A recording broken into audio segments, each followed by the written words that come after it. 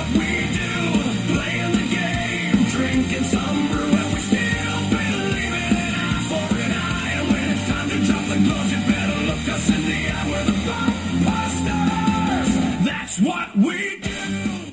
All right, welcome back. This ruins my whole silent bit that I always do at the beginning of every episode, but I guess it's my turn to do the intro, so here it is. Welcome back. Week 6, week 5, 6, whatever. Ever since we started doing it every other week, I've lost track now. So. Yeah, it's like week 6. It was easier when we did every single week. Like, okay, week 12, okay, or week 13. Now we're back. It's week 13, but only episode 6. Like, week 6, week 7, I don't know. We're not even a minute in yet, Colin. Listen, man, we gotta appeal to the younger audience. 6, 7, or some bullshit like that. But, yeah, I definitely snuck one in there in the most recent YouTube video. If you didn't see it, go check that out. It was a lot of fun to make. If you want to see more of that style of video, we still got the marker boards. We can still do infinite amount of ideas with the marker boards. If you just want to see the marker boards return, you know. But if you want to see that specific style with the Guess Who again, let us know, because that one was a lot of fun to make, so.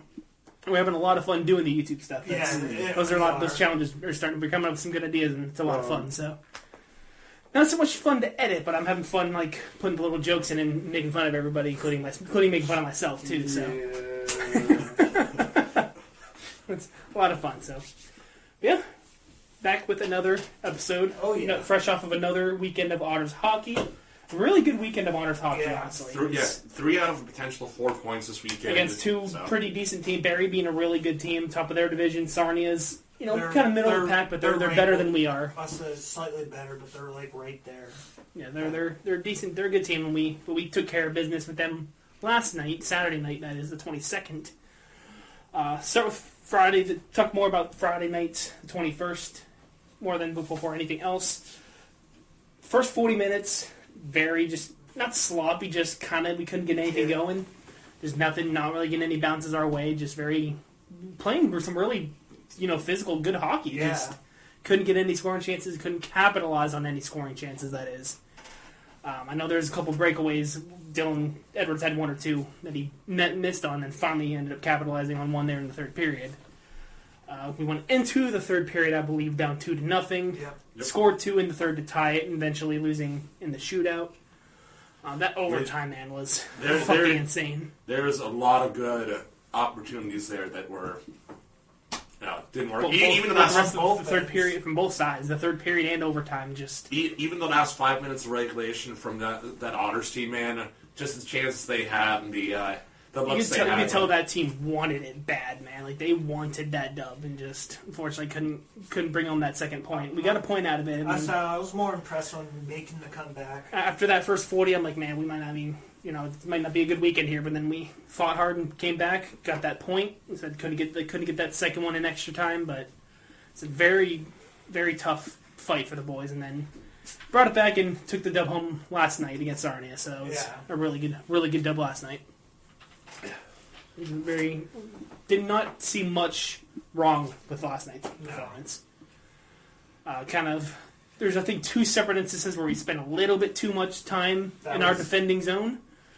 But there's like 2 separate times where it was about 2 minutes in our zone. That ended up costing us those 2 goals where, it's like, dude, you can tell, like, after that 90-second mark, it's like, okay, they're going to score here. We can't get it out. I think it was only about 2-1 going into about the last 3 minutes, and then I think Eddie potted one with about 2.5 left to put us up 2.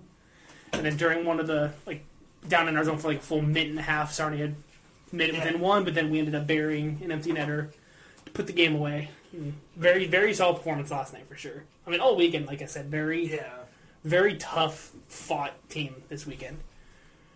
Said 3 out of 4 points, you'll take that. Yeah, definitely a good thing for the boys, because and any homestand is going to be good for you, and especially this 4-game homestand that we're in the middle of.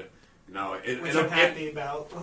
Still got one more coming up Wednesday, Thanksgiving Eve, our national annual teddy bear toss game. So, Otters fans, come out and support the Otters, support children's charities, bring a teddy bear, throw it out into the ice when the Erie Otters score their first goal. But I'll back to what I was trying to say before I got interrupted here.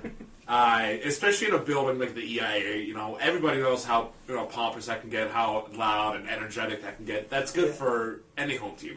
no matter who it is or what they rep, it's always going to be a good thing. And I know we do spend a good chunk of December on the road, so hopefully that helps build the confidence, and we can string together a couple wins here and get us back into one of those playoff spots. Yeah, for that Friday night's game, when we were going to overtime, I turned to Jeff. I know Colin was in the building, but was sitting elsewhere that evening. I turned to Jeff. I said, "Dude, please score this goal." I said, "I want to see this building just fucking go erupt. Like, I want to hear this place just go crazy." Excuse me. Unfortunately, did not happen. But don't joke. Don't I am apparently. Unfortunately, it did not happen. Since Saturday, place got pretty loud last night. It was pretty awesome to see. Yeah. Especially when we got that two good more go ahead, and when Eddie made a 3-1 there with just about 2.5 left. Great game, great weekend of Otters hockey. Penguins not so much, but we'll get to that in a little bit. Yeah, let's not talk about that. We're back though. Penguins are back. Yeah, they're unfortunately back. Yeah. The hockey gods are starting to come back down and look normal again. So. I mean, although Sidney Crosby is looking like your stereotypical Sidney Crosby, Malkin's kind of back to his prime self, but I know those two big injuries to Brazo and Ricard Raquel. Really that hurts. When you're missing a third of your top six, that's going to hurt. I saw we were 8-2 to start when Brazo was in the lineup, and now since he's been out, we're 3-8-9 ever since he's been out of the lineup or something like that. We're still looking like a good team. We're still a good team right now. Well, I think we're still in a playoff spot as we speak. Yeah, we've definitely lost a good handful of games here as of late. I know we split the Sweden series with Nashville. Well, 3 out of 4 points because we lost in the shootout. Remember? Or overtime, yeah. True, or yeah. extra. Either way, extra time. But either way, we got 3 of the 4 points. I forgot one of them went to overtime. Let's see. No, there's a 4-way tie for that second wild card spot in the East, but currently Philadelphia holds it because they have. So it's a 4-way tie between Philly, Pittsburgh, Montreal, and Columbus, and they have 1 game in hand over Pittsburgh and Montreal, and 2 games in hand over Columbus. Gotcha. So, unfortunately, outside looking in at this time, obviously one of those many shootout losses, one of those 5 shootout losses. If we could turn that into a win. Yeah. At this point, can we just forfeit the extra point? Do we even bother playing the shootout? Just have the point. Just take it. It's not even just Shilov or just Jari that can't do it. Just we can't score in the shootout. We can't fucking do it. It's a struggle, man. We're just a very good team. Still a lot of young potential, especially with these young kids in the bottom 6. I know Kendall and Koivunen are up in the top 6, but just in general, the team's got potential. A lot of the young guys. Even Wilkes-Barre's looking really, really good right now. I was going to say, I know Ricker McGorry scored a pretty nice shorty the other day, and he's looking pretty good there down there in the baby pens. Mm-hmm. So I would hope to see him get called back up here shortly. Well, give him a little bit more of conditioning time down there. A part of me hopes that he doesn't get called up because that just means injuries. Yeah. But a part of me does just to see what he does up here in the Bigs and what he does in Steel City. So. Yeah. We all know if Chari gets injured for the 13th time in 3 years that he's been with us. That's all I tell one of my coworkers at work that that's all he fucking does. He gets hurt or he fights. Right here he does both. He gets hurt fighting. What else? He doesn't score that many goals. He doesn't get that many points. He's just that 12th, 13th guy. Just that bottom line. Just he doesn't do anything. I don't know why we brought him back or why we even gave him. I think it's the last year of his contract, but I think he's just that locker room guy that he needed. I'm not saying Flower was a bad player because obviously Flower is great, but you need those locker room players. You need those locker room people to really bring it all together. So who knows? Yeah, Otters, very, very exciting team we got here right now. Deck is still looking better than ever. Yeah. One of the better trades we've made in recent memory. Obviously, besides bringing in Pano and Alfie, but that was 2-3 years ago for each of those now. One we just made today, or technically last night, but I think a lot of the news went live earlier this morning. Tyler Challenger making his way out or just going back with Sarnia. We brought in Kazi Kavelik. What's his That I'm reading. Can't remember his full name. It's Kazi something. Kazi Kazmik? Kazmic. Kazmik, okay. Yeah, he's another... Already he's committed to go to college hockey probably as early as next year, so... Yeah, he's I don't understand what the point was of bringing him in if he's going to be gone by next year. And he is producing slightly better than Challenger was this year. Dave Brown's being Dave Brown, so like a roller coaster. Traded away our first-round pick for a guy that's going to be gone by next year. But, I mean, I can understand why we traded Tyler. I said this in the chat. I can understand why we traded away Tyler Challenger. Wish we could have gotten a little bit more. Yeah, especially for, like you guys said, with him going away. I mean, unless he could makes the promise, hey, he's going to be around to the end of next season, the end of the 26-27 season, but... Or even if he ends up producing very well. I mean, who knows? Maybe he can come in and just end up being our top scorer. Who the hell knows? But... I know Challenger, I think he's had 2 points on the whole year in 20 games. Yeah. He's definitely not performing up to the hype that he had coming in as the first round pick, 12th, 13th overall? Yeah, something like that last season. and I know he's had, bottom 6 minutes, third line minutes, but, I wish we would have given him more of an opportunity in the top 6. That's kind of what I was a little disappointed about. They didn't give him that opportunity to be up in the top 6 more often and develop and produce a little bit more, but... I do think we gave up on him a little bit too early. Yeah. But, I mean, again, I'm hoping that it works out with this kid we brought in. I mean, and obviously all the best to Tyler out in Sarnia. Hope he finds maybe that's what he needs, just a change of scenery, a change of play style. Just get over there. I mean, hopefully he can perform well over there. Yeah. I really do hope he can. Yeah, other than that, I got nothing much else to talk about Otters-wise, I don't think. Nothing else news has really happened, so... Yeah, team is really looking good. One thing I did mention to these, I don't know if it was both of you or if it was to Jeffy on Friday night, I'm really starting to see why they gave Trevino the A. Kid's good. Kid's really looking good this year. No, it was that last night, because remember I made the comment, he's done more this season thus far than Nicholas Hallmago made all 3 years, yeah. I know he said, of course, since we were starting to come around on Hallmago last year, we get rid of him. He doesn't come back this year.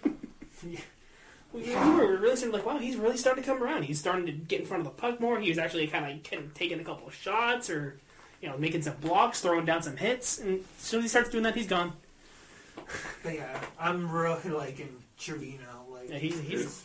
I was not to say I didn't believe in him, that we just hadn't seen anything from him. We hadn't heard of him. I was like, but he's giving him an A when he just got here. Like, he has no experience, and we gave him an A. I'm starting to see why. He's looking really good, man. Laying the body out to block shots in front of, I know he brought a lot of shots this week. Last night alone, I want to say he had probably 3 or 4 block shots right in front of, I think it was right in front of our end, down over near us. So he had 1 or 2 in the first there that, you could tell it stunned him. Yeah, it hurt, yeah. But, no, he's really good. He really has come around, so. I'll take back the fact that I said that I was not understanding why they gave him the A, because I can understand it now. He's a damn good player. Being skeptical, with zero knowledge is kind of understandable, especially in this sport. You never know what's going on behind closed doors. Yeah. And I know Malley has his ways, and Malley's but Malley has his ways for a reason, and he knows what the heck he's doing. He's obviously found pretty decent success over in the W when he was out there, but now he's starting to find really good success here in Erie. Yeah. And hopefully it keeps going that way. Yeah. Oh, the other thing was, it was funny this weekend. Erlen was playing the puck a lot this week. Yeah, he was playing it a lot more.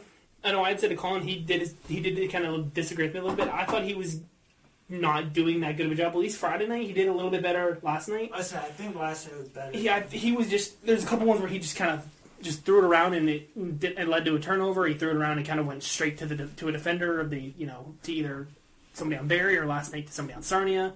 But, our defense was very good at locking that down and keeping, making sure they didn't advance it any further than that. I said Colin kind of disagreed with me on it, but just, I know last year, during a meet and greet, we had, spoken to Noah briefly for a couple minutes, and we were told him, notice how how much more comfortable he was getting with playing the puck. Just this weekend, I think he got a little too comfortable coming out to play the puck. And I know he had the one play in the first last night where the toe of his stick got stuck in the end boards where the Zambonis come out.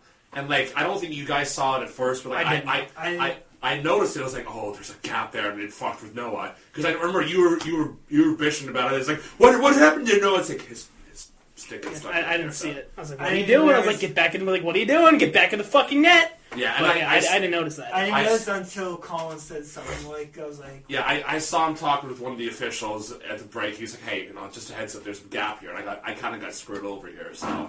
We need to get caught for a high stick, though. Should we talk about that little story real quick? Oh my god, that's all. Yeah. So last weekend, Colin and I went out to a game at Mercyhurst University here in Erie between Penn State Barons hockey team and Gannon University's hockey team. Don't ask me why those two were playing at Mercyhurst, but anyway. Because neither of them have an arena. Number one. Well, doesn't Gannon usually play at the EIA? Well, they could, but the EIA might have been booked that night. True, but anyways, yeah, it was those two teams were playing. We were going to support a friend who plays goaltender for the Penn State Nittany Lions Baron team. I think it was in the second period, because we were down at that far end. He literally, puck's coming in, like just a shot's coming. I think it was like a shot from the blue or whatever. It was coming in at him. He just kind of threw his stick up to block the shot and just kind of deflect the shot. Whistle blows. I think everybody in that place was like, "What the fuck?" Like he called for a high stick because apparently the knob of his stick was too high. The knob of his stick was. I've obviously if the goaltender shoves his fucking stick up into the face of a defender, yes. That's going to be a high stick. But when you're playing in my 26 years of life, have you ever seen a high stick on a goaltender going up to block a shot? When he's going up, like he's taking, he actually played the puck. Yeah, he just blocked it away. That's it. That's all he did. The blade of his stick was down. He went up, blocked it away, shoved it to the corner, called for a high stick. And he told us, he said he went up to him there at the beginning of the third and was like, why'd you call that? Like, well, he said, because it was a high stick. When have you ever seen that called in your life, man? Yeah, by the 4x4, right? It's just fucking... Ref's number was 44 and he just happened to be built like a 4x4. Me and Colin were actively trying, not gonna lie, we were actively trying to get thrown out of there just by yelling at that dude the rest of the night. That's now, I think, a bucket list thing to get thrown out of a college hockey game by the refs. Because those are the kind of guys that will, especially like that lower, like the D3, D2 level. Those are the kind of guys that'll do it. They won't give a shit. Yeah. It's like, yo, you didn't pay, get out of here. Yeah, so they don't get paid all that well. So, I mean, it was pretty much, we didn't get paid, so I was like, I really don't care if I get thrown out. Dude, I would walk back to my car so fucking happy. Like, yeah, like, what up? Yeah. eat shit, yeah. It's like every time Colin passes, we'd like block her, do like the blind ref thing, blocked our eyes. we were actively trying to get thrown out of there after that. Because they told us, said, hey, give him shit, we don't like this ref. So we pick the right people, we got you. Don't have to tell us why. Yeah, it's just a fun little story we had to share. Because never in my life, 26 years of life watching hockey, have I ever seen that. And no other league in the world would call that a high stick on the goaltender, or playing with a high stick. And yeah, even the players on the other team kind of stopped and what the fuck was the whistle for? And there are fans from both sides too. We were just talking to some of the other fans. Yeah, right. When have you ever seen that call? I think the parent, there were parents over my right shoulder there in the second period. You could tell were Gannon families. Yeah, and they're like, that's kind of bullshit if you ask me. That's not a high stick. Never, never. It was just one of the craziest calls I've ever seen. It It wasn't a penalty. It wasn't a 2 minute. It wasn't even a minor for it. It was just a dead puck, hey, start the play. Yeah, just play the puck with eyes. Yeah, didn't whistle blow, hey, face off in the circle over here. But I just wanted to share that because I have never heard that in my life. It was just we were talking about the rest of the night. We were still talking about the game last night. We were just we're making jokes oh, don't get a high stick, no, careful. Every time the stick went up, oh, high stick. Never seen that in my life. But yeah, we just wanted to share that little story right there real quick because that was ridiculous. Yeah, Jeff, if you got some OHL milestones, go for it. Going back on November 9th, Anthony Timmerman of the Oshawa Generals gets his first career OHL goal versus Oklahoma Sound Attack. November 13th, head coach Chris Lazary, forgot the team, but gets his 300th career OHL win versus the Barrie Colts. On the 14th, Sebastian Del Eck of the Niagara Ice Dogs gets his first career OHL goal first to Kingston. A couple of November 15 milestones. Caden Petrie of the Flint Firebirds gets his 100th career OHL point versus Owen Sound. And Brendan Faulkner of the Peterborough Petes played in his 150th career OHL game versus the Barrie Colts. And then Brantford Bulldogs head coach Jay McKenzie earns his 300th career OHL win versus Ottawa, which is third among active head coaches. On the 16th, Mikhail Zakharov of the London Knights gets his first career OHL goal versus the Sioux Greyhounds. And then Jaden Chollet of the Oshawa Generals gets his first career OHL shutout versus Erie. November 19th, Cole Ermpton of the Barrie Colts gets his first career OHL goal versus Sudbury. And then a couple November 20th milestones. Mason Zabeski of the Brampton Steelheads played in his 200th career OHL game versus the Peterborough Petes. And Brandon McCollum of the Peterborough Petes played in his 150th career OHL game. Lincoln Edwards of the North Bay Battalion gets his first career OHL goal versus London. And then November 21st, Lucas Teixeira of the Oshawa Generals gets his first career OHL goal versus North Bay. Blake Munnings of the Owen Sound Attack gets his first career OHL goal versus the Guelph Storm. Chicago Blackhawks prospect AJ Spelsey of the Windsor Spitfire gets his 100th career OHL point. And LA Kings prospect Liam Greentree of the Windsor Spitfire with 124 goals moves him into 5th all-time in goals in franchise for Saginaw. And then November 23rd, as of today, Ty Daniel and Peter Green of the Brampton Steelheads gets his first career OHL goal for Sudbury. Jacob XU of the Kitchener Rangers gets his first career OHL goal versus Oshawa. And Ben Comer of the Oshawa Generals played in his 200th career OHL game. And then NHL legends Jeff Carter of the Sioux Greyhounds gets his number 7 retired, and Dustin Brown of the Guelph Storm gets his number 32 retired. Nice. Jeff Carter played for Sioux? Yeah. I thought he played for London. I thought so. He might have briefly, but... Or is he from London? I think it might be from London. From London. I thought he played for London. And then the Guelph Storm will officially host the 2027 Memorial Cup. Here's the 2030, boys. 2030. End of the current contract with the building, the EIA. Finish that contract in style. The contract ends in the 29-30 season? Yep. Can you imagine if that's just, worst case scenario, say, hey, Erie Otters will no longer play at EIA. Imagine the last hockey event at the EIA ends up being, the Memorial Cup final. Just that'd be a great way. I'll assume the worst, a great way to send off from the EIA. Yeah, but I don't see that happening. I can only imagine I think they'll come to another agreement at some point. So. Yeah, I wouldn't imagine it happening until anywhere between 2028 and 2030. Yeah. So, I just saw this. The Sabres have placed Alexander Georgiev on unconditional waivers for the purpose of contract termination. Georgiev, who is 29, is 0-2-0 with an .896 save percentage with Rochester Americans this season. Wow. Embarrassing. Goaltender carousel they got over there. Talked to Erie Otters 2 years ago. No, we got Sabres this year, man. Whew. I know I've seen rumors that Uka might be on the trade block, and the team is every year that team is doing a fire sale for what? Their ownership is garbage. Horrible. Let's be honest. Their owner only because he owns both the Bills and the Sabres. He only cares about football.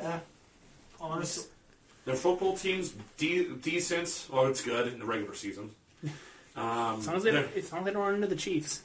their lacrosse team that plays in that same It's building. so good. So good. Won four championships in the last 10 years or something like that. No, I think yeah, they're back three in to a row. I think 3 in a row. Oh yeah, 3 in a row. I think this year they made it 3 in a row. That would be a fun note to hockey. It'll be fun to do a little buckbuster trip to go watch some hockey. I wouldn't mind. I honestly would love to go watch a Bison I game. think that'd be Yeah. kind of fun. I'd like to at least go Well, see isn't the Bison the no? It's the The Bandits. Bandits, sorry, Yeah, the Bison's the AAA team. Yeah, Yeah, the triple. the Bandits, Buffalo Bandits. Yeah, I was saying that's the Bison's the Philly baseball team too. Toronto. Played right next, pretty much right next door to the arena.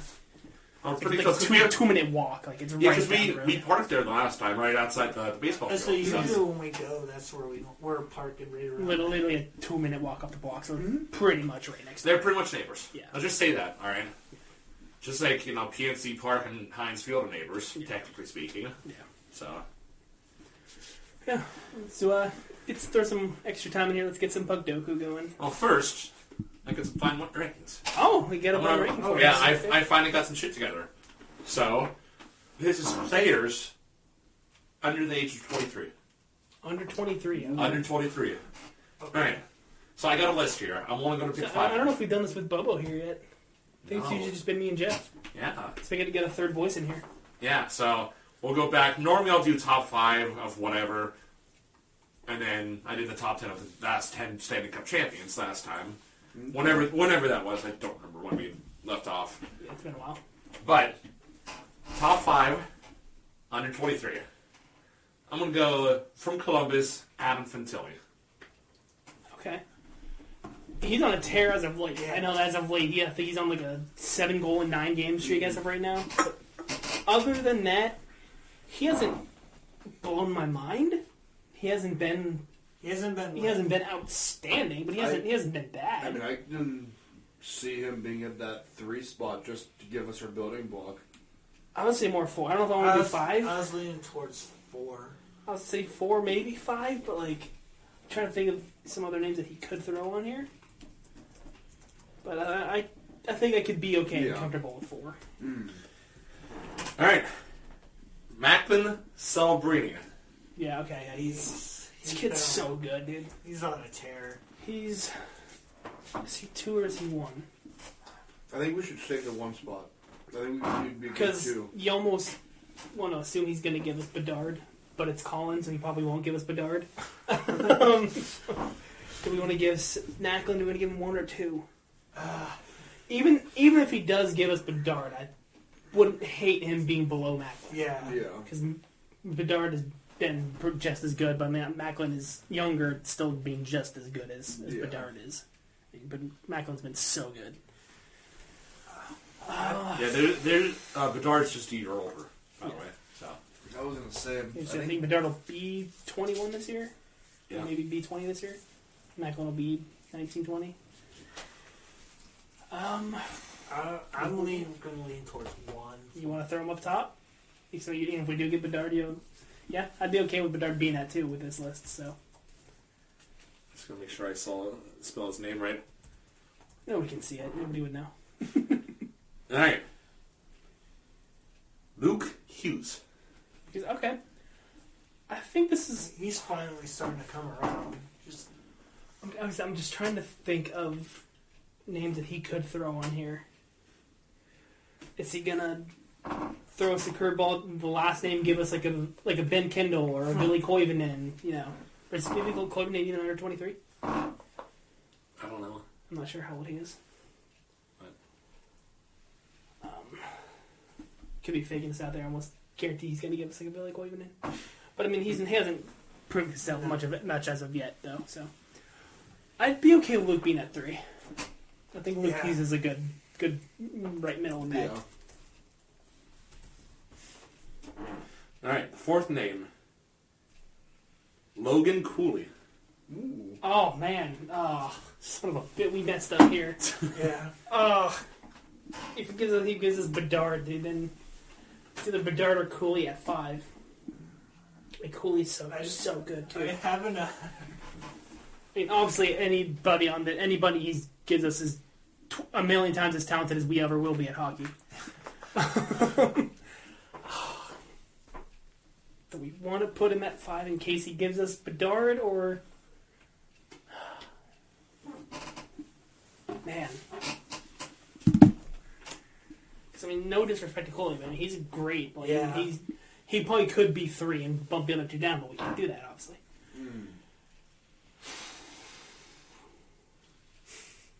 What do you say? What are you thinking? What are you both thinking? I kind of agree with what you said. Put him at 3 and bump the other. No, we can't. We can't do that. Oh, As long as they're in, as soon as they're in there, they're bots. So do we put him at 5 in case we get Bedard, or do we just put him at 2 and play our cards and be like, oh, if we get Bedard, we get Bedard? I mean, like, I think would you say Cooley is better than the other 2? I think so. I'd say so, yeah. But I feel like He he could could give us throw the a dart. curveball. Or maybe he throws us like a Ben Kindle. I'm okay with Kindle being at 5. I mean, Kindle's been sick for being an 18-year-old kid. Like, but I mean, obviously not as proven as these other guys. So I say Cooley at 2 then. Colin has a shooting good on his Oh, face. that's why I'm worried. I think we should talk about 5 because Colin has a shitting grin on his face. But he does that every time. Still, throws a curveball every I time. say throw him at 2. That's my Yeah. final. That's my I'll final. say 2. He's gonna turn the screen off and type the last name. Yeah. Nope. Oh, okay. That's Okay. okay. I'm actually okay with that. I just wanted to get He's you guys fucking under, stressed out. he's That's under all. 23 still. I thought he was. I mean, yeah, he was drafted what 2021 or 2020? Is he still under 23? 22. He's 23. Oh, Or, yeah, he just turned 23. I mean, that's okay. Like, he turned 23 yesterday. Okay, so that's when you would have made this list. Okay, that's so he was Yeah. under 20. Okay, so I'm okay with that. So yeah, that actually Yeah. worked out. Okay, I mean, I might put Fantilli above Luke Hughes, maybe, but no, that I'm actually that might be. No, I wasn't going to put Bedard on there because it would have been too fucking obvious. Yeah, no. So, I just wanted to fuck with you guys. So.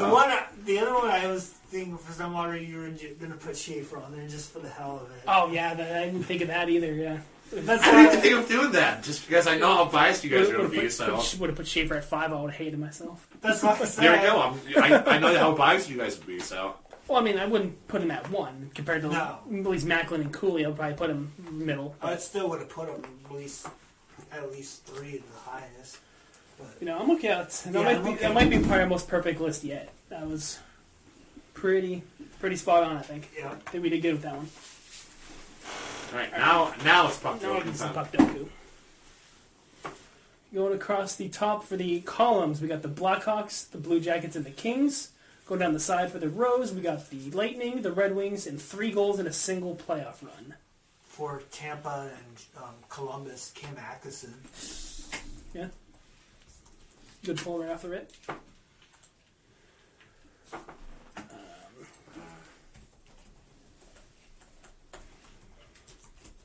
Okay. Chicane for 3 goals in a playoff run.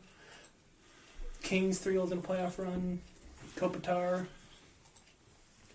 Blue Jackets. That one's going to be a little tougher because they've only ever made it out of the first round once. Ever.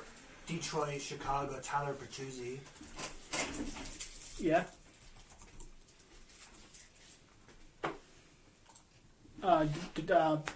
Tampa Bay, Chicago,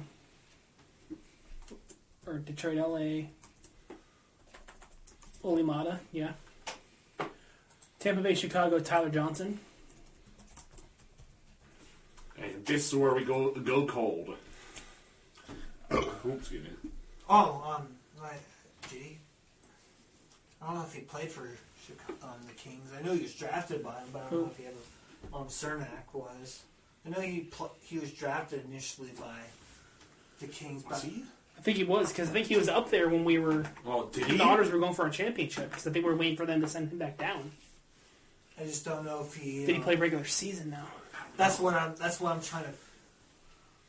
So I can't Yeah, I'm remember. not confident with it. 3 goals in a single playoff run. I mean, Rick Nash has got to be on there, right? I feel like he'd have to be. Well, does this have to be... Alright, it doesn't say. I was going to say, does it have to be for that specific team? And well, he would have played in the playoffs for Columbus, or would they have never made the playoffs with him? They never made the playoffs with him, right? Really? Okay. I don't think they made it until 2012, 2013.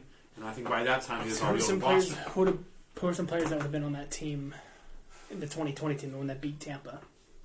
Or 2019, sorry. Artemi Panarin. Panarin, was he on that team? That Columbus team? Yeah. Because remember, he came over to Kucherov and just... Oh, I went to give him like a handshake, and Kucherov was like, yeah. kind of like regretful, like, fine. Panarin was on Panarin, yeah. I don't feel like he'd have to be on there.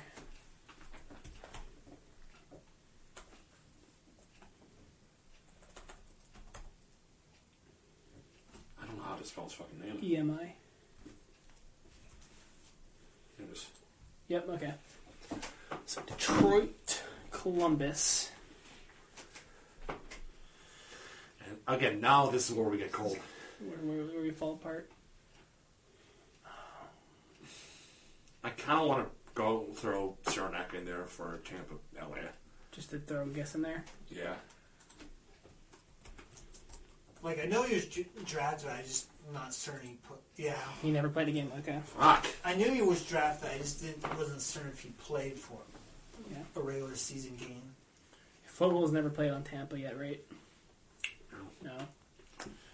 Only Obviously, Eastern. Yeah, the only. Israeli's only been in Tampa. I was the only Eastern team that Fogel's played on is Carolina. Yeah, okay. Otherwise, he's been out west.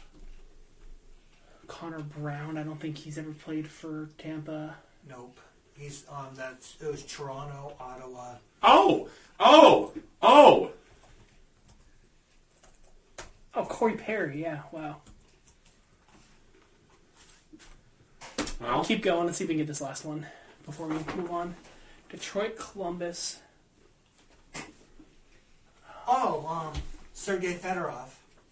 Yeah, good pull, Jeff, there you go. Wow, okay, so 9 out of 10, we'll take that. We'll take a 9 for 10. Nice. Some other obvious ones that we missed. Vinny the Cavier. David Bishop. Bishop. When did Bishop play for LA? That's a great question. Brian Boyle, Peter Budaj, Penguins legend Luke Shen. Brian Boyle, UC Jokinen. You see, other than that, not a lot of big names out Who is there. it? Ben Bishop? Goose Nyquist. That's Yeah, Ben Bishop. Mike Sillinger. Thomas Vanek, JVR, Gagne, Compton, Ray Whitney, Czar. Gaston. Yeah, Zach Edmonds has been everywhere now. That was a pretty good one there. Let's do the pyramid too while we're here. Wait, Jack Johnson?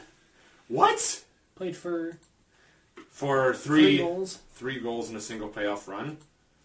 I fucking doubt that. Man's only scored 3 goals ever, I swear. Pretty, yeah, I mean, yeah, I believe that. Got carried to the Avs' Stanley Cup. Let's do the pyramid while we're here, yeah. Okay, any Islanders player ever, Matthew Schaefer. You got to do it. And while Bobo looks up the Ben Bishop stats for whenever he played in LA, again, I still fucking doubt. It must have been just for a game or two before he retired, because all I remember is Tampa and Dallas for him. 50-point season for any team, but he had to have played for Yeah. Hunter. So Mike Bossy. That's what I was going to say, just Mike Bossy. Next one can be Johnny T. Yeah. No. Should probably say the rest. Next one is 91. Played in the 90s. And I'll say how it goes. Is they have to played in the 90s, but I've also played for Toronto, New York Islanders, and had a 50-point season. And the top one being Boston. Boston, and then the next one being Arizona. Well, So anybody Arizona, got- then Boston. Yeah. But Since 2017, he was with LA. Ben Bishop? That's what. How many games did he play? I'm just looking at the quick facts. Look at his actual stats. When the hell did he play for? what the fuck? I'm lost too. It's like I don't. Okay. 16-17 season. They must have traded him. I'm guessing they must have did them at the deadline because they believed in Bassey. Played 7 games for the LA Kings.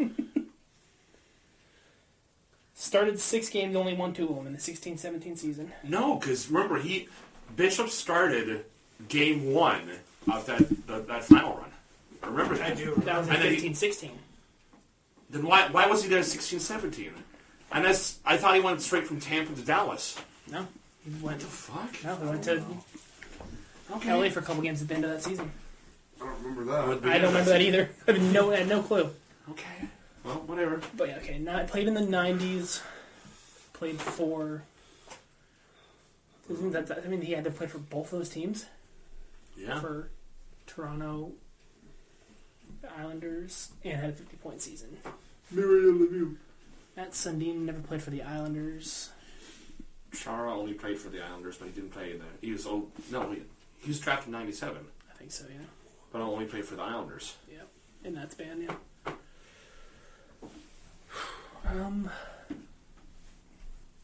Okay, so figure out who do you think would be at the top of that list? Probably Chara.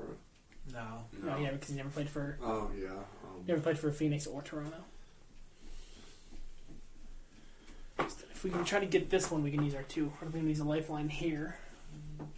Well, remember, we have 3 lifelines as well. I think you can only use 2 of them. Can you? I thought you can use 3. I thought I you think used. you just had your choice of 3. Yeah, I think you get the choice, yeah. It never says that, so... Does it? Well, let's see what we can do here. Do fill in the blank first.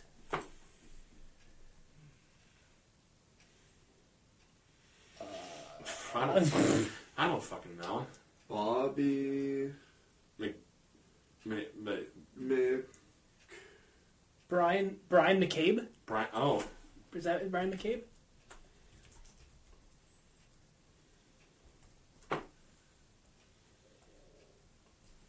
Spelled B-R-Y-A-N, maybe?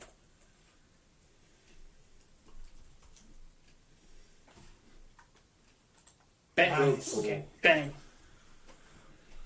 So then they played for Arizona, Toronto. Islanders had a 50-point season. And then what was that? Played in the 90s. Like that. It's not gonna be like Timu. Well, where did Jeremy Roenick go? Because he was with quite a few teams. I know Chicago. Chicago, Philly, Arizona. Yeah. Was he on Long Island, or was he in Toronto? Because again, I know he played I around. think I'd be more comfortable. Oh, no, I don't know if he would have played for Toronto.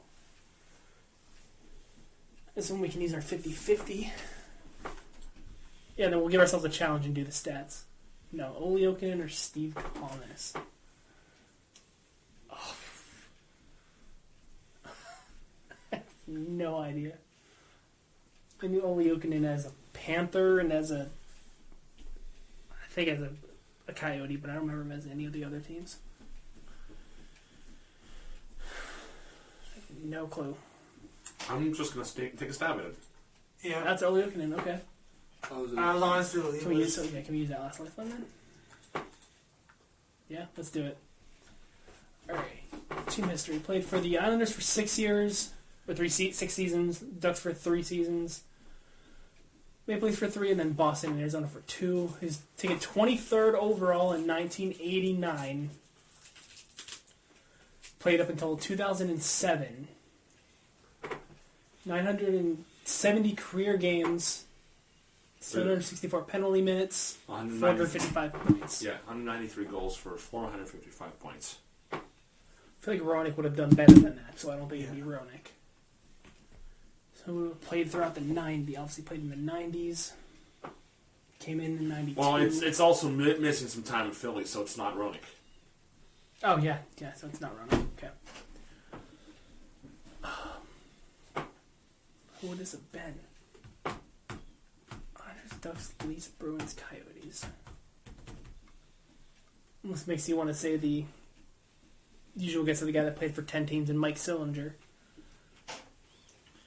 But I can never remember all the teams he played for. That or the dude who's literally been on every fucking team. What's his face? Yeah, the player that wasn't even born at the start of his career, or when he was drafted. Yeah, sure. Yeah, let's totally do that. Hey, I know Galchenyuk, his son isn't bored yet, but we're going to draft Alex Galchenyuk. I think obviously if it was Mike Sillinger, it would probably show every single team, like the 10 teams, so it can't be Mike Sillinger. So we played for 5 teams, thus being the Islanders, Ducks, Maple Leafs, Bruins, and Coyotes. I'm guessing that's the order that he played for him. So they would have finished their career off in Arizona for 2 years. In 2007. honestly, that's honestly not going to be a goaltender because he has 500 points, almost 500 points. Plus 764 penalty minutes. Ron Hextall over here. Oh.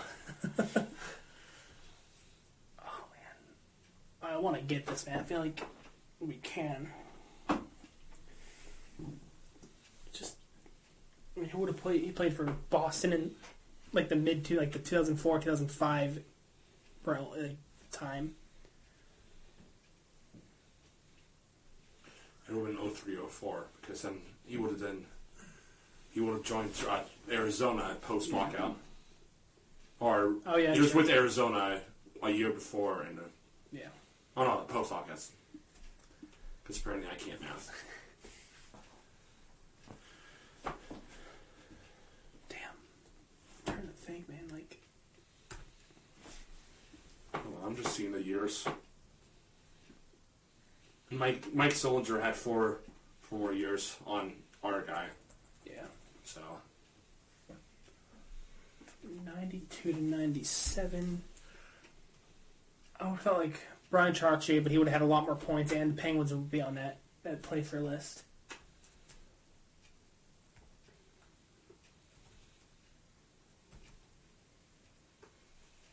yeah, plus he was only 94. Yeah. I got nothing, man. Damn. I can't think of anything. Yeah, I don't have no clue. Let's make at least a reason. Try to think of a reasonable guess, at least.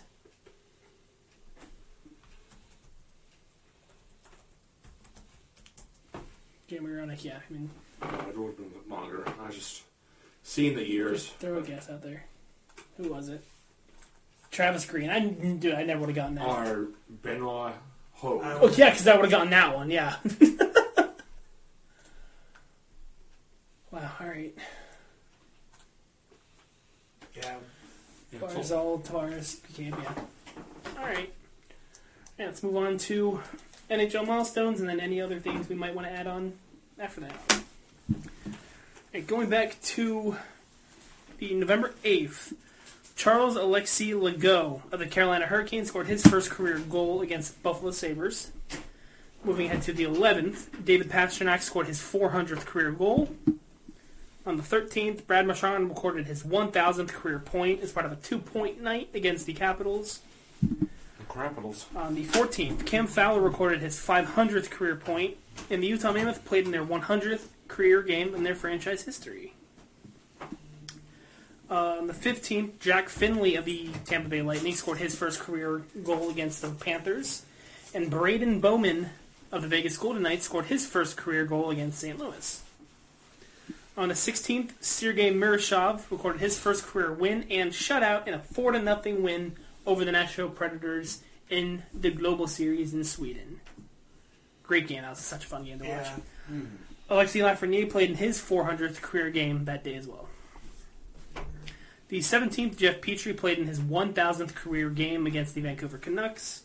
And Sergei Bobrovsky moved up into 9th place in all-time for wins. On the 18th, Nate Danielson of the Detroit Red Wings scored his first career NHL goal, and he had assist in that game as well against Seattle Kraken. Also in that game, Dylan Larkin recorded his 600th career point. Connor Bedard recorded his second career hat-trick against Calgary. Macklin Celebrini recorded his third career hat-trick against Utah, which is funny. Those guys we were just talking about. And recorded a hat-trick the same day. Jay Gensel recorded his 8th career hat-trick against the Devils. Mark Scheifele became the Jets' franchise leader in games played for the franchise with 898. I'll say that number's probably past 900 by now. And Justin Falk played in his 1,000th career game. On the 20th, Scott Wedgwood recorded his first career point against the New York Rangers. Goalie, got a little goalie point there. Oscar Fisker Molgaard of the Seattle Kraken recorded his first career point against the Blackhawks. Alex Ovechkin became the 6th player in NHL history to record a hat-trick at the age 40 or older. He also recorded point number 1643, surpassing Joe Sakic for 10th place all-time. And Sergei Bobrovsky recorded his 51st career shutout in a 1-0 win against the Devils. 21st, Connor Bedard recorded his 100th career assist against the Sabres. What is that? The 7-3 loss? 9-3 loss, yeah. Oh, 9-3 loss. Sorry. It's the Sabres. That was embarrassing as shit. On the 22nd, Blake Lizotte played in his 400th career game. Mackenzie Blackwood recorded his 15th career shutout against Nashville. And Florian Jacki of the Montreal Canadiens recorded his first career point in his debut against the Toronto Maple Leafs. And Sidney Crosby recorded his 500th career multi-point game against Seattle.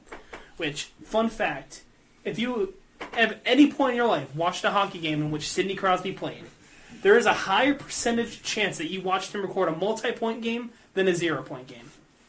He has 500 career multi-point games and has 405 0-point games. So if you had any point in your life, you've only watched one hockey game, and it was Sidney Crosby played, there's a higher chance he scored multiple points and got nothing. Just ridiculous. Just Sid being Sid. And just earlier today, Andrei Svechnikov played in his 500th career game. So as we just blab on here for another minute or so, just wanted to kind of just scroll through our chat, see if there's anything I missed. Shout out to Oklahoma State hockey for their 20-7 win the other night. Ridiculous. Jackson Parsons. His first career AHL shutout for the Belleville Senators. What else we got here?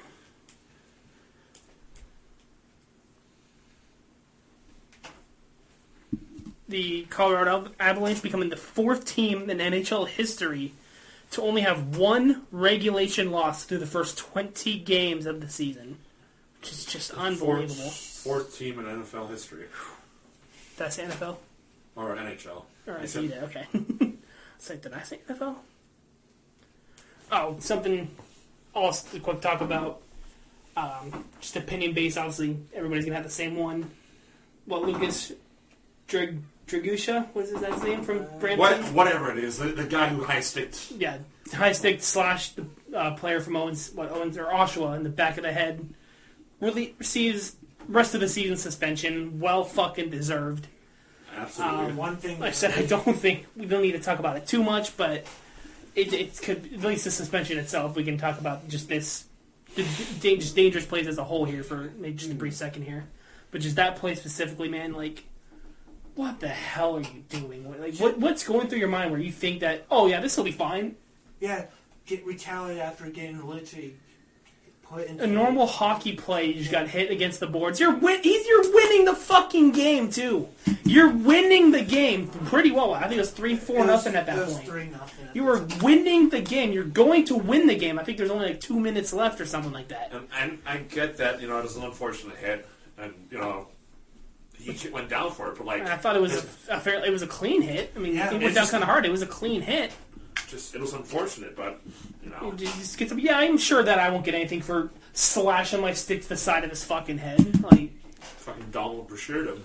God, man, it was just absolutely disgusting thing to see in this sport, man. Like, that's not what the sport is, man. Like, even that people, I know there's the old head dudes in their 50s like, oh, that's just something you did back in the day. No, you fucking didn't. No. If you did, you're gonna get your head taken off by 4 other fucking players. Especially at the time when guys weren't wearing helmets at the time. Well, yeah, you did not do that shit back in the... All the old heads are gonna be like, oh, he's soft. It's something you did back... No, the fuck it isn't. You show me a clip back in the 70s, 80s, 90s where that happened, and I will fucking shake your hand and say, okay, you're right. It did not fucking happen back in the day. Like, No. unbelievable. And I saw some people on Twitter and be like, oh, you lost good rest of the season for embellishment? As a puddle of blood is laying on the fucking ice right underneath the dude. Like, oh my god, I saw that dude. I was like, holy shit. Like, that is disgusting. One thing the league did get right was making the right call to Suspend him for the season and can't even come back regular for postseason. I know, shout out, guy that sits in front of us, Anthony, even said, he goes, that's probably for his safety, probably a good idea for his safety too, because the next meeting between those two, if he would have been on that ice, it was not going to be pretty. Like, I wouldn't doubt even if he comes back next year, if he's allowed to play again next year, if they scratch him for that game against Oshawa. His head would have been gone. He would have gone what he deserved. He probably would have needed facial reconstruction after that game. Just absolutely disgusting play that doesn't belong in this sport and what does not define this sport at all. And just I get something we had to, feel like we had to touch on just there briefly. I get rivalries. I get wanting to beat the fucking brakes off the other team, but like there's a fine. Do it on the scoreboard or drop the gloves and just do it the way you're supposed to do it. Do it within the fine lines and call good enough. Just don't go targeting like somebody just because you're my emotions were high. Like, so that's okay to try to take somebody's head off with your stick. Like, it's just that it makes it even. I mean, it doesn't make it any worse. But the fact that he's behind and blindsided him, even if if I were to go right in front of Colin and do it, that's still unacceptable. The fact that blindside from behind just took a whack at him is just. I wouldn't be able to whack that in here without taking out the fan. or taking off somebody's ready? head. It's like right in front of somebody. Like, hey, better swing. All right, ready?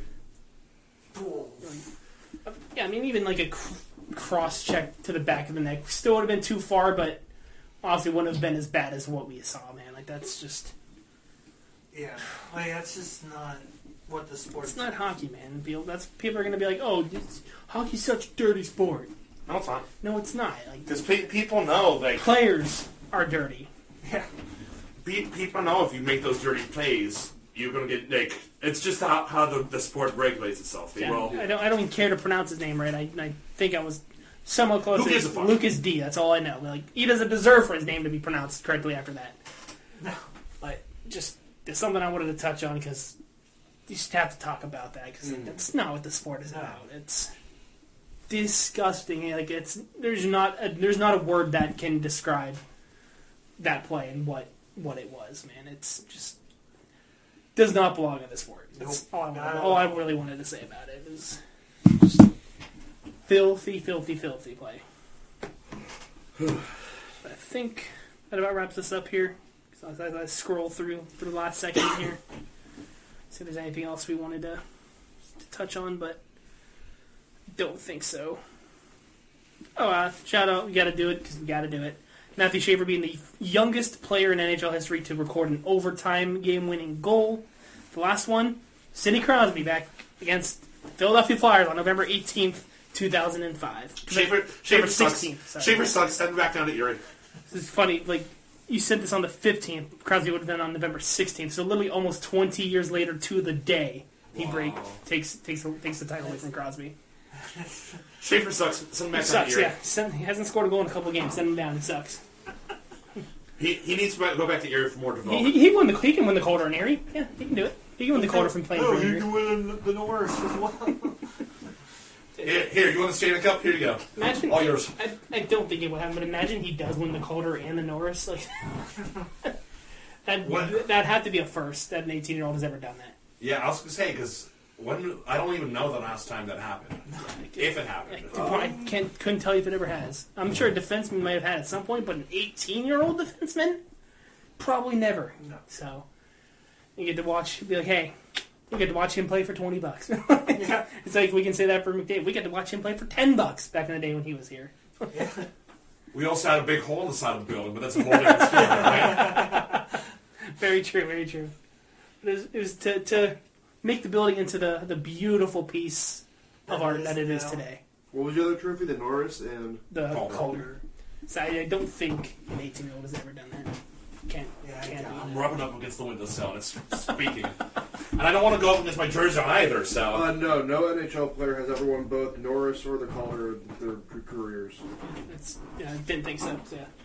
If it does happen, that's something to definitely watch for. But definitely in the running for the Calder. I can only imagine somebody's going to step up here and probably beat him out for the Norris, but you can definitely see him in the running here for the Calder at the least. I was going to say, you can always go to normal suspects for the Norris. You know, your Cale Makars, your Victor Hedmans, your Quinn Hughes. Your Quinn Hughes, your A stereotypical players that they always will have a boner for just because they always do pretty Speaking well. of Jack Hughes, do not invite him out to dinner, or else he's going to get hurt.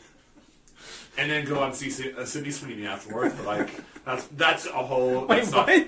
Yeah, he's seen out on a date with the cast on his right hand with Sidney Sweeney. Are you serious? I did not know that. Yeah, I know. Isn't she like way older than him? Isn't she like almost 30? I don't know, but like the He's fact like that 24. with the My man! the fact is that you can bag something like that is pretty good. So That's hilarious. I did not know that part. yeah, I wish I would have actually. I don't know if I saved the picture or not.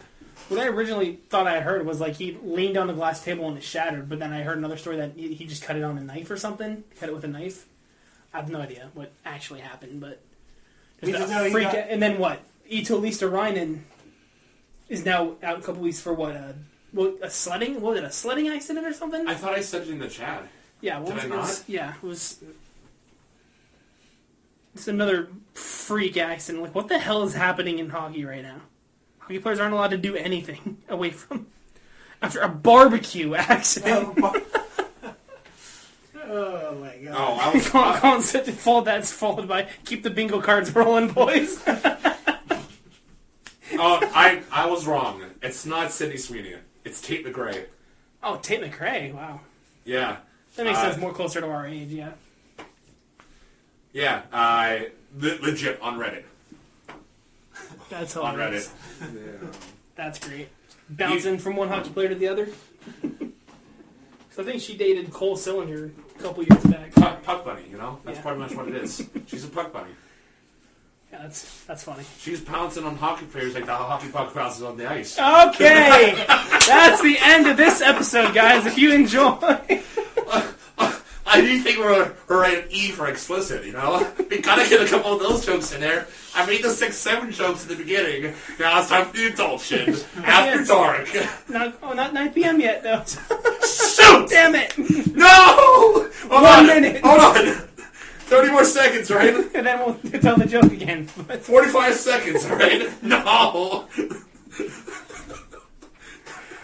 Oh, good lord. We almost made it a full episode without an inappropriate joke. Sorry, I saw an opportunity and I had to take No, it. that Just Paul got too excited.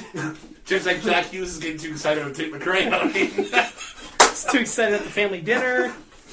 I mean, if you're at the dinner with Tate McRae, I hope you're a little excited, but... there's not enough blood rushing, I swear. And not a lot of blood rushing in his hand, not a lot of blood rushing. Or too much blood rushing elsewhere. Oh god, I hate it here. So Alright, but with that being said, that's probably where we should call it here before it gets any worse than it is. it's not a talk! Let's go after dark! Hope you guys enjoyed this episode. If you guys haven't done so yet, go check out the new YouTube video. Like I said, we are trying our best to get some content and grind some out on there. Have a couple ideas coming up here that we would like to get done and on that channel as well. Obviously, these go out to YouTube as well. Just the audio. More video-style challenges. Keep an eye on the lookout for those. We have a lot of ideas that we'd like to get out here for you guys. So, hope you guys enjoyed this episode. Hope you guys are enjoying the content we're pushing out this season. If you do, we appreciate you. And if you don't, oh well. But thank you guys, and we will see you guys next episode. Bye. Bye. Peace.